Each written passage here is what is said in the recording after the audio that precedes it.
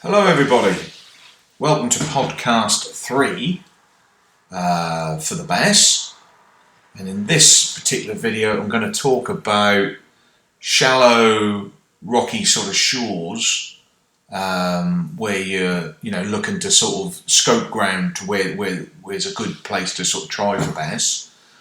So what you're looking for, sort of a rough ground sort of beach, ocean just out in front of you. And what you're looking for like little ledges or rock pinnacles or rocks which are a bit further out to sea, kelpy sort of areas, dark sort of kelpy areas in between patches of sand, sort of mixed broken ground is what you're looking for.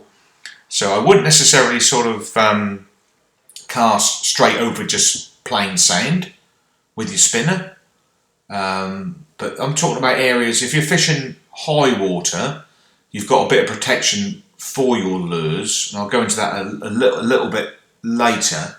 But you can potentially lose a bit of gear fishing these kind of areas, so it's suited towards fishing on the surface, or a very shallow dive and plug. Or if you are going to fish metals, be aware that if you do retrieve too slowly, that you will get fouled up. So you're retrieving quite fast. There's nothing wrong with retrieving quite fast with a metal for a bass. I have had bass on I think it's the H2O shore jig, 25 gram or whatever it is, something like that. And it's sort of, it spins, I don't know if you've seen Doctor Who, but it spins a bit like the TARDIS as you're retrieving it. And it's got like a hook on a cord with it.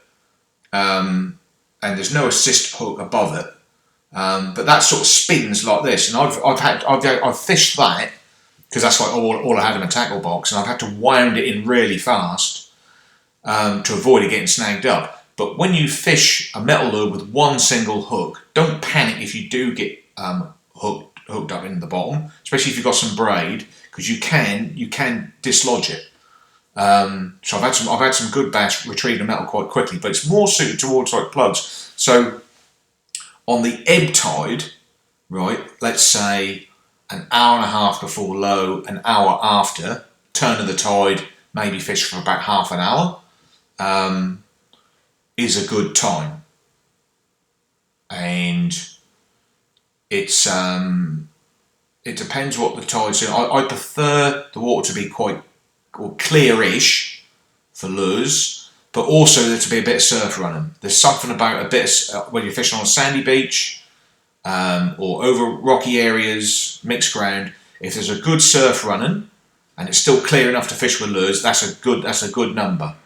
Bass seem like it's like a washing machine on the seabed, and they seem to turn up on these sort of venues looking for the food as there's less water there and the surf is churning it all up. So crabs are more getting bashed around and this, that and the other. So so that's that scenario. And then there's a bit more factor of safety when the tide's in. Let's just say 2 hours before high water may be a good time to fish lures on a steeply shelving shingle beach. And maybe the bass are sitting quite close into the shoreline, whether it's calm or whether there's a bit of surf. There's plenty of depth there, and there might be some bait fish which are arrived, some sand eels which seem to sort of appear in that window of the tide. And mackerel turn up then as well. So when there's plenty of water there, you could change your strategy to live baiting for a bass with a mackerel, with a treble through its nose or something like that, or a stray line sand eel with a rolling lead on the bottom. Or you might just want to be imitating all that with a metal spinner or something like that, and you can walk along and just search the ground, maybe not casting too far out, and let it sink to the bottom, and then just sort of jigging it along the bottom. Trying to attempt one like that, or you might just want to go on a surface popper in those conditions, or a plug. The option, there's lots of different variances. I'm just trying to think what else you can sort of do in those sort of scenarios. Some people fish with like a bubble float or like a balloon, and have a big trout fly on and just let it drift over the surface, or a redgill, a small little 115 redgill, or something like that. So these are shallow rocky shores, and if you're there over the ebb tide, you'll have access to the rock pools, and you can probably pull yourself up through hardback crabs, maybe even find a few soft crabs to use and fish with those. So really, it's sort of find bass-like areas of cover and ambush.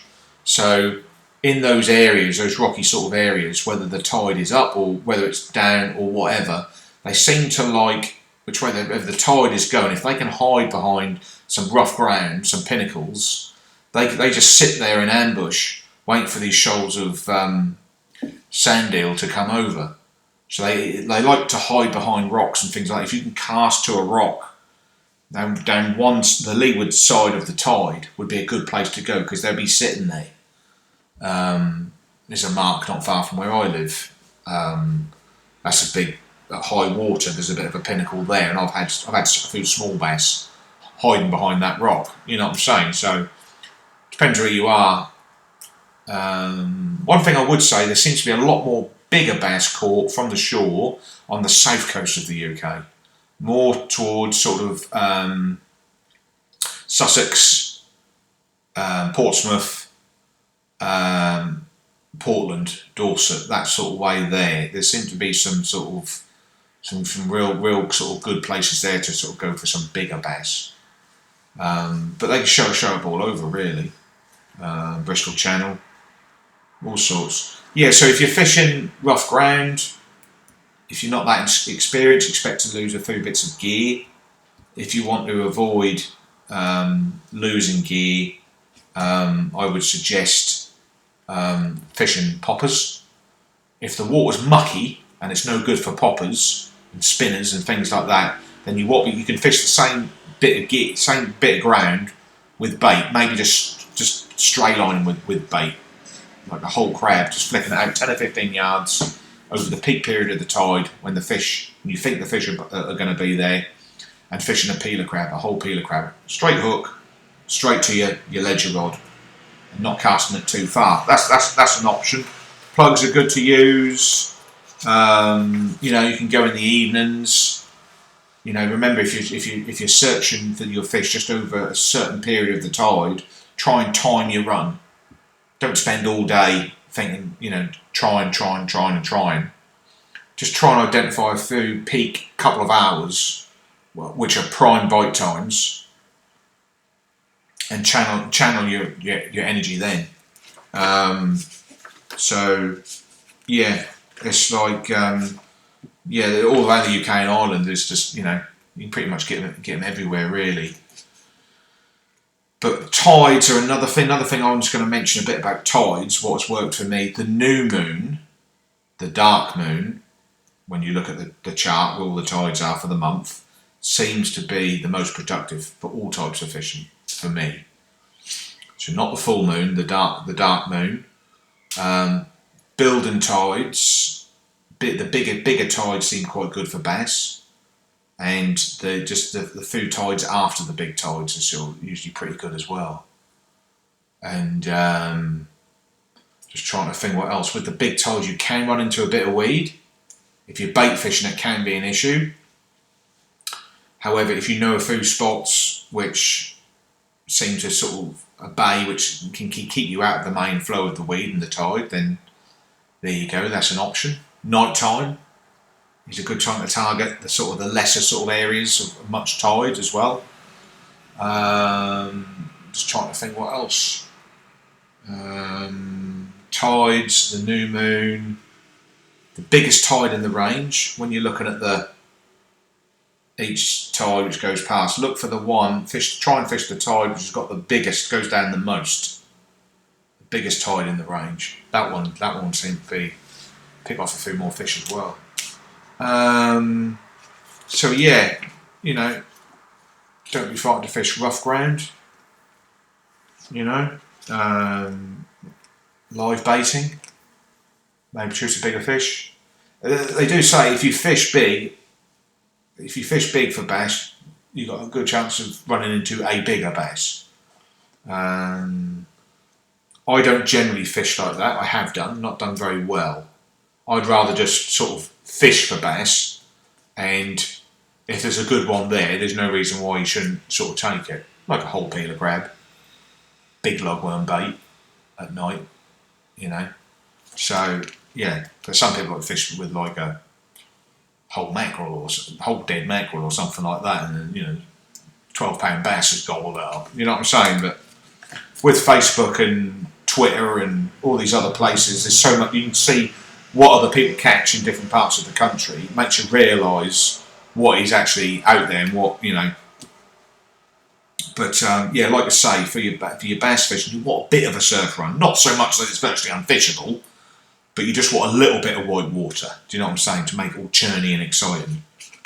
Definitely.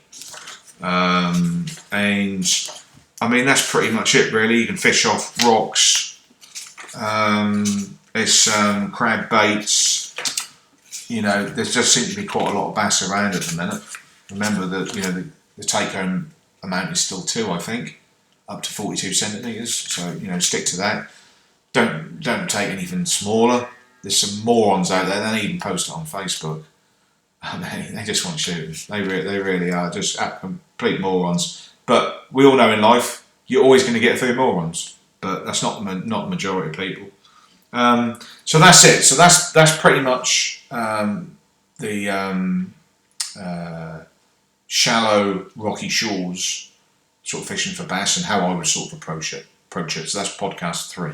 Okay, I hope you enjoyed the video, guys. Speak to you later. If you want to drop us a line, if you're not sure about anything at all, I mean, I've been fishing for bass since like the late 90s.